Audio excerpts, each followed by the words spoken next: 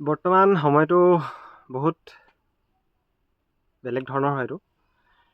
এইটো সময় তোমালোকে সাৱধানে থাকিবা, কাৰণ এতিয়া সময়টো মানে কি হয়, এতিয়া যদি তুমি কিবা এটা বেমাৰত পৰা ইমানকেইদিনৰ কষ্ট কিন্তু এনেই যাব। সেইটো কাৰণে এইকেইদিন অলপ নিজে সাৱধান থাকা। মানে বেমাৰ আজাৰটো হ'লে অলপ প্ৰব্লেম হ'ব। যিমানখিনি পাৰা মানে নিজে ছেফ চাইডকৈ থাকা। সময়খিনি বহুত বেলেগ হয়। আৰু বাকী আজি 200 মিটাৰ আৰু 400 মিটাৰ ট্ৰেকৰ ওপৰত আহিছে ভিডিঅ'টো, মানে এইটো লৈয়ে জনাম। যিখিনি ল'ৰা ছোৱালীয়ে আগতে 200 মিটাৰ দৌৰি আছে বা আমিয়ে দৌৰি আছোঁ, আমাৰ ইণ্টাৰভিউ গোলাঘাটত হয়। আমাৰ আজি প্ৰথম যেতিয়াৰ পৰা ইণ্টাৰভিউ মাৰিছোঁ তেতিয়াৰ পৰা আমি 200 মিটাৰ ট্ৰেকতে মাৰি আছোঁ, আৰু সেই 200 মিটাৰ ট্ৰেকত মৰা আমাৰ অভ্যাস আছে। কিন্তু যিখিনি এতিয়া নতুনকৈ 200 মিটাৰ ট্ৰেক বনাইছে, 400 মিটাৰ প্ৰেক্টিছ কৰি আছিলে, সেইখিনি ল'ৰা ছোৱালীৰ কাৰণে বহুত দিগদাৰ হ'ব। কাৰণ সময় বেছি নাই, সময় আছে 15 দিন 10 দিন তেনেকুৱা, কিন্তু ট্ৰেক বনাইছে এতিয়া 200 মিটাৰ। তোমালোকৰ যদি 400 মিটাৰ ট্ৰেকত যদি 11.5 মিনিট 12 মিনিট লাগি আছিলে, এতিয়া তোমালোকৰ 13 মিনিট 13.5 মিনিট লাগিব। কথাটো শুনিবলৈ বেয়া, কিন্তু সঁচা কথা।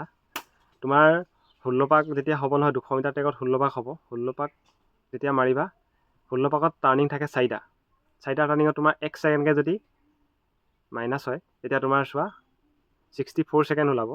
1 মিনিট ধৰা, 1 মিনিট তোমাৰ বেছি লাগিব। 400 মিটাৰতকৈ 200 মিটাৰত 1 মিনিট বেছি লাগিব। তুমি যদি 12 মিনিটত সোমোৱা, তোমাৰ 13 মিনিটত সোমোৱা, 13 মিনিটত সোমাবা।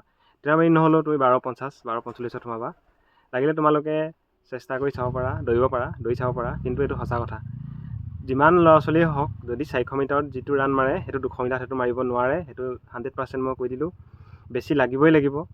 আমি আজি 3বাৰ 4বাৰ ইণ্টাৰভিউ মাৰি আহিছোঁ, সেই 200 মিটাৰ ট্ৰেকতে মাৰি আহিছোঁ। আমি গম পাওঁ মানে সেইখিনি কথা। 200 মিটাৰ টানিবলৈ বহুত দিগদাৰ। সেইটো কাৰণে যিমানখিনি ল'ৰা ছোৱালীয়ে এতিয়াও যদি 400 মিটাৰ দৌৰি আছা, তোমালোকে 200 মিটাৰত প্ৰেক্টিছ কৰা, কাৰণ প্ৰায়ভাগ ফিল্ডতে 200 মিটাৰ গৈছে এতিয়া। 200 মিটাৰত টাইম বেছি লাগে, তোমালোকে চাই ল'বা। আৰু 200 মিটাৰত তোমালোকৰ মানে যিখিনি ফিল্ডত এতিয়া 200 মিটাৰ ট্ৰেক বনালে, সেইখিনি ফিল্ডত ল'ৰা ছোৱালীবোৰে এতিয়া মাৰ্কটো কমি আহিব ৰানিঙৰ। যদি 13 মাৰ্ক পাইছিলে, এতিয়া 12 মাৰ্ক পাব। যদি 12 মাৰ্ক পাইছিলে, 11 মাৰ্ক পাব। সেইটো কাৰণে সেইবোৰ ডিষ্ট্ৰিক্টত যদি আগতে ভাবি আছিলা যে ফিজিকেল কাট অফ 32 33 যাব, তেতিয়াহে ৰিটাৰ্ণ দিবলৈ পাবা, কিন্তু তোমালোকে এতিয়া 1 কমাই দিয়া, 31 30 তেনেকুৱা ৰিটাৰ্ণ দিবলৈ পাবা। কাৰণ 200 মিটাৰ ট্ৰেকত বহুত কষ্ট হয় দৌৰিবলৈ। যিখিনি ল'ৰা ছোৱালীয়ে দৌৰে, সেইখিনি ল'ৰা ছোৱালীয়ে গম পায়। সেইটো কাৰণে 200 মিটাৰ ট্ৰেকত অলপ কষ্ট কৰা। অলপ প্ৰব্লেম হ'ব প্ৰথম দিন, কিন্তু পাছত মেনেজ কৰিব। কিন্তু সেই 400 মিটাৰ যিটো ৰানিঙৰ টাইম আছিলে বা এনাৰ্জি আছিলে, সেইটো কিন্তু 200 মিটাৰ দিব নোৱাৰা। তোমালোকে চাই ল'বা, ঠিক আছে। বাকী সকলোলৈ অল দ্য বেষ্ট থাকিলে। ভালকৈ দৌৰি থাকা। এডমিট দিব আৰু কাইলৈ পৰহিলৈ, ঠিক আছে।